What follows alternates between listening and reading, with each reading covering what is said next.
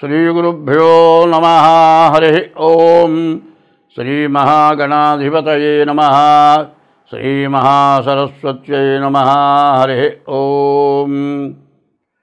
यत्कर्ता जगतां भर्ता संहर्ता महसां निधिः प्रणमामि तमादित्यं बहिरन्तस्तमोपहं। 2025 సంవత్సరం నవంబర్ నెల 7వ రాశి తులారాశి. ఈ తులారాశి పరిస్థితి ఎట్లా ఉందంటే, తులారాశి కూడా సరిగా చెప్పాలంటే 3 గ్రహాలు 4 గ్రహాలు బాగున్నాయి, 4 గ్రహాలు బాగాలేదు. ఏం చేయాలి? ఇట్లా ఉన్నప్పుడు మరి కాళ్ళు చేతులు ఉన్నాయండి. కాళ్ళు బాగుండగా చేతులు బాగుంటే ఏం పనికి వస్తుంది చెప్పండి?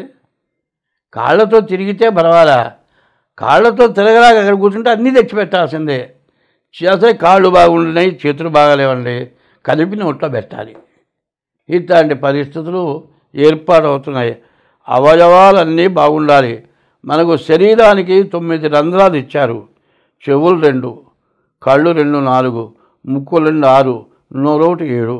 7 రంధ్రాలు ఈ మెడకాయ పైనే ఇచ్చారు. ఇవి జ్ఞానేంద్రియాలు అన్నారు. తర్వాత ఒంటెలు 2 ఏళ్ళు, ఇవి 2 రంధ్రాలు. ఈ 9. ఈ 9 ఏది పని చేయకపోయినా మనం ఎందుకన్నా పనికొస్తామా? కనపడటం తగ్గిందండి. ఎదురొచ్చేది చూడకుండా దానికి ఎదురుపోతావు. వాడు అనుకుంటాడు నీ కళ్ళు లేవు, కళ్ళు తెచ్చే ఉంటావు, చూపు సరిగ్గా కనపట్టలేదు, వాడికి అర్థం కాదు. పక్కకు పోతాడు అనుకుంటే వాడు పక్క నుంచి పోతే వాడి పక్కకు నువ్వు పోయి వాడి కింద పడతావు. కళ్ళైనా అంతే, నోరైనా అంతే. నోరు బాగాలేదు, రుచి తెలియదు, ఏది పెట్టినా తింటావు. బాగుందా లేదా, వాసన వచ్చిందా చెడిపోయిందా తెలియదు. ఇట్లాంటి పరిస్థితులు 9 గ్రహాల్లో 4 గ్రహాలే బాగుండటం, మిగతా 4 గ్రహాలు బాగుండకపోవటం చాలా అపకారం జరిగే పరిస్థితి బాగా ఎక్కువ అవుతుంది. ఇది జరగడానికి కారకులం మనమే. మనం చేస్తున్నటువంటి మహాపాపాలే మనల్ని భ్రష్టు పట్టిస్తున్నాయి. 5 సంవత్సరాల పిల్లలకు ఇంజక్షన్లు ఇచ్చి మెచ్యూర్ అయ్యేటట్టుగా చేసి 5 సంవత్సరాల పిల్లలతో వ్యభిచారం చేయటం అంటే ఇది మనుషులు, జ్ఞానం ఉన్నవాళ్ళు, మానవ జన్మెత్తిన వాళ్ళు చేసే పనేనా? ఎప్పుడూ కూడా వివాహానికి వయస్సు కావాలి. ఈడు జోడు అన్నారు. దంపతులు ఇద్దరిని చూస్తే వీళ్ళు బాగున్నారు, వీళ్ళు సరిగా ఉన్నారు. నలుపు ఎరుపు ఉంటేనే అబ్బే ఆ పిల్ల బాగలేదురా, ఈ పిల్లలు ఎట్లా చూసుకున్నారు, ఆ పిల్లని నల్లడిదాన్ని అంటారు. అది కాదు, వయసే కాదు. ఇంత ఘోరమైనటువంటి స్థితి వ్యభిచార గృహాలు. ఈ వ్యభిచార గృహాల్లో 5 సంవత్సరాల పిల్లల్ని దొంగతనంగా తీసుకెళ్ళి వాళ్ళని మెచ్యూర్ చేసి వాళ్ళని ఇట్లా తయారు చేస్తున్నారు. అందులో వాళ్ళే కదండి, పెద్దవాళ్ళు కూడా కష్టపడి చదివి ఉద్యోగం చేయటం కంటే ఆడవాళ్ళకి ఇది బాగుంది అన్నవాళ్ళు కొంతమంది ఎక్కువైపోయినారు. అందువల్ల వివాహ వ్యవస్థ దెబ్బతినే పరిస్థితి పూర్తిగా వచ్చింది. ఈ వివాహ వ్యవస్థ ఎప్పుడైతే దెబ్బతిన్నదో మన హిందూ సాంప్రదాయం మొత్తం నాశనం అయిపోయినట్లే. అది గుర్తుపెట్టుకోవాలి. భార్యాభర్త జీవితం మొత్తం కలిసి ఉంటేనే ఆ పిల్లలు, ఆ కుటుంబం బాగుంటారు.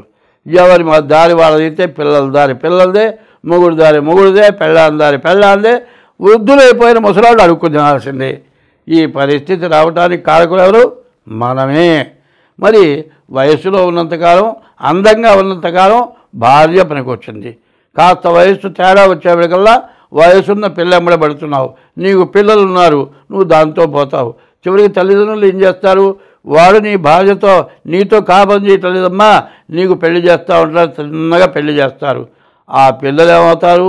నాయనమ్మ తాత దగ్గర ఉంటారు. వాళ్ళు ఎన్నాళ్ళు బతుకుతారండి? పిల్లల దారి పిల్లలే. వాళ్ళు అనాథ శరణాలయాల పాలవుతున్నారు.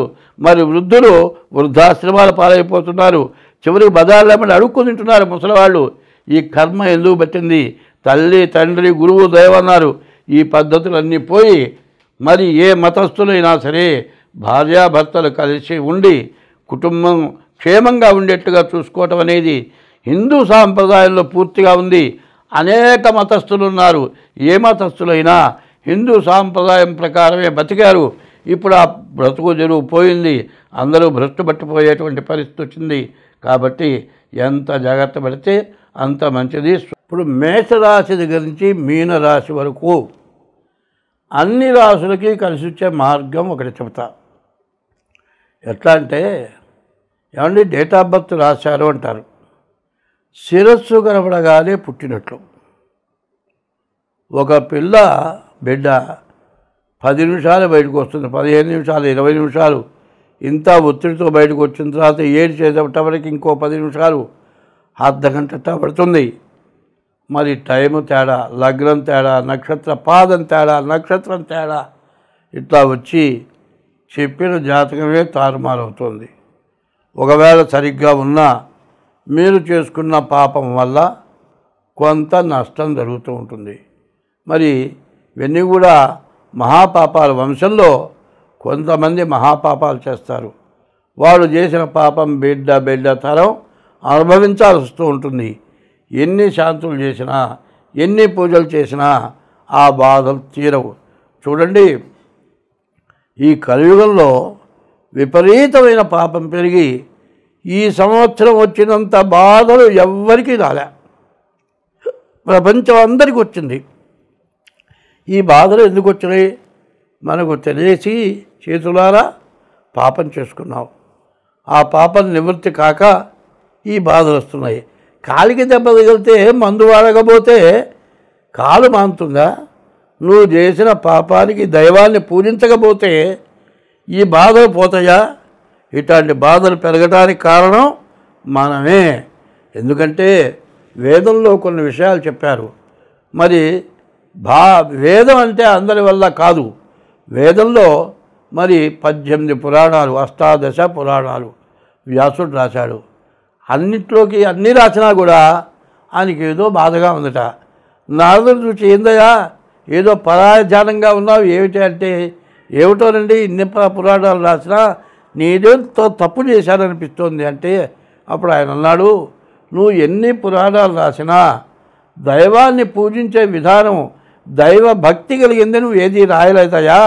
అందువల్ల దైవ భక్తి రావాలి అంటే రామాయణ, భారత, భాగవతాలు అన్నిట్లో కలిపి మరి భాగవతం అనేది రాయమన్నాడు. ఆ భాగవతం ఎట్లా ఉంటుందంటే, భాగవతం భాగవతం భాగవతం భాగవతం అంట మొదలు పెడితే భాగవతం చెడిపోం. భాగవతం అటువంటి భాగవతంలో గజేంద్ర మోక్షం అని ఉంది. ఈ గజేంద్ర మోక్షం 40 రోజులు చేయించుకుంటే మీకు ఎటువంటి దోషాలున్నా పోతాయి. కాదు అంత ఓపిక లేదు, 21 రోజులు చేయించుకోండి. కాకపోతే 11 రోజులు చేయించుకోండి. ఏమండి పుస్తకాలు అమ్ముతున్నారు, మేము చేసుకుంటామంటే దాంట్లో ఒక పద్యం చెబుతాను. మరి విష్ణుమూర్తి వెళుతుంటే అమ్మవారు వెనకాడితే పోతుంది. ఆయన్ని అడుగుదాం, ఎక్కడికి పోతున్నావు అని అడుగుదామనే పద్యం ఇట్లా రాశారు. అడిగేదన నీకు అడుబడి జను నడిగిన తన మగడు నుడుగడని నడ యుడుగున్ వెడనెడ సిరిముడి తడబడ నడుగిడదు జడేమా నడుగిడు నెడలను. ఈ పద్యం ఎవరన్నా ఒకసారి పుస్తకం చూసిన వాళ్ళు చెప్పగలుగుతారా? ఇట్లాంటి కఠినమైన పద్యాలు ఉన్నాయి. వాటిని తప్పుపడకుండా పారాయణ చేయాలి. మరి సప్తశతిలో మరి భార్యాము రక్షత భైరవేమనుంది. వాడు పొరపాటు పడి భార్యాము రక్షత భైరవేం అనే బదులు భార్యాం భక్షత భైరవేం అన్నాడు. భార్యను తినేసింది అమ్మవారు. కాబట్టి తప్పులు పడితే దోషాల వల్ల ఇబ్బంది వస్తుంది. కాబట్టి జాగ్రత్తగా చేసే వాళ్ళ చేత అది పారాయణ చేయించుకోండి. మరి ఇట్లా చేస్తే మీకు అన్ని విధాలా బాగుంటుంది. అవసరమైతే మాకు ఫోన్ చేయండి, దానికి తగిన ఫీజు చెల్లించి మరి ఆ భాగవతం పారాయణ చేయించుకోండి. నేను ఇప్పటికీ కనీసం 25 సంవత్సరాల నుంచి చేస్తూ ఉన్నాను. అనేక కష్టాల్లో నేను బతకడం కంటే చచ్చిపోదామన్నంత పరిస్థితి వచ్చింది. ఎన్నో యాక్సిడెంట్ అయినాయి, ఎన్నో ఆపరేషన్లు అయినాయి. ఈ బాధలతో ఇక బతకకూడదు అనుకున్నాను.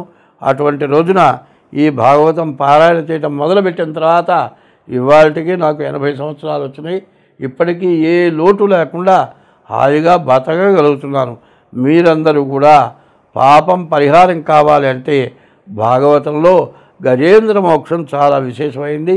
దాన్ని పారాయణ చేయించుకోండి, మీకు అన్ని విధాలా బాగుంటుంది. అన్ని రాసుల వారికి ఇప్పుడు చెప్పబోయేది కార్తీక మాసం చాలా విశేషమైన రోజులు. ఈ రోజుల్లో మరి ఈ గజేంద్ర మోక్షం పారాయణ చేయించుకోవడం చాలా అవసరం. దీని గురించి పెద్ద ఖర్చు ఉండదు. దాని ప్రకారం చేస్తే మీకు అన్ని విధాలా బాగుంటుంది. ఇది మాత్రం ప్రతి రాశికి కూడా చివరిలో వేయండి. ఇప్పుడు చెప్పింది ఇది విశేషం. దీంట్లో చేస్తే అన్ని విధాలా బాగుంటుంది. స్వస్తి.